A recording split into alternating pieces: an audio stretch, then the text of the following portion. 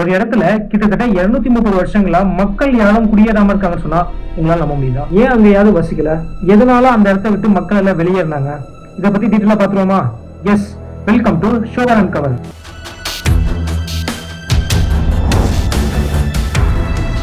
ராஜஸ்தான்ல ஜெய்சல்மீர் டிஸ்ட்ரிக்ட்ல இருக்கக்கூடிய ஒரு வில்லேஜ் தான் கூதரா. சுமார் ஒரு 500 வருஷத்துக்கு முன்னாடி இது ஒரு வளமான செல்வ செழிப்பான கிராமமா இருந்துச்சு. இதுல பாலி சமூகத்தை சேர்ந்த மக்கள் எல்லாம் வசித்து வந்தாங்க.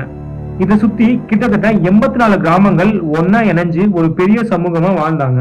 அங்க விவசாயம், வணிகம் எல்லாம் சிறப்பா நடந்து வந்துச்சு. இப்படிப்பட்ட ஒரு கிராமத்துல இருக்கக்கூடிய மக்கள் எல்லாமே ஒரே ராத்திரியில அந்த கிராமத்தை விட்டு வெளியேறாங்க. இது எப்படி நடந்துச்சு, ஏன் நடந்துச்சு, இதுதான் மிகப்பெரிய கேள்வியா இருக்கு. இதனுடைய வரலாற்றை எடுத்து பார்க்கும்போது அந்த சமூகத்துல ஒரு அழகான பெண் இருந்ததாகவும், அங்க இருக்கக்கூடிய மன்னர் சலீம் சிங் அவங்கள வற்புறுத்தி கல்யாணம் செய்ய நினைத்ததாகவும், அந்த பெண்ணும் அவரது குடும்பமும் அந்த சமூகமும் சேர்ந்து அதை மறுத்ததாகவும் கூறப்படுறாங்க. அங்க இருக்கும் மக்கள் எல்லாம் அந்த அரசருக்கு பயந்து ஒரே இரவுல 85 குடும்பங்கள் தங்க வீடுகளை விட்டு வெளியேறாங்க. அந்த மக்கள் அந்த கிராமத்தை விட்டு வெளியேறப்போ இந்த இடத்துல இனி யாரும் வாழக்கூடாதுன்னு ஒரு மிகப்பெரிய சாபத்தை விட்டுட்டு போறாங்க. அதன் பிறகு அந்த கிராமத்துல யாருமே இல்லை.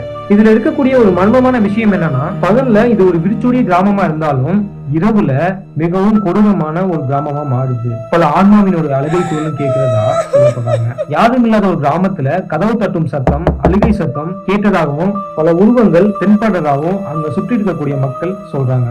இந்த இடத்த பகல்ல சென்று பாக்குறதுக்கு அனைவருக்கும் அனுமதி இருக்கு. ஆனா இரவுல யாரும் செல்லக்கூடாதுன்னு அரசாங்கமே உத்தரவிட்டிருக்காங்க.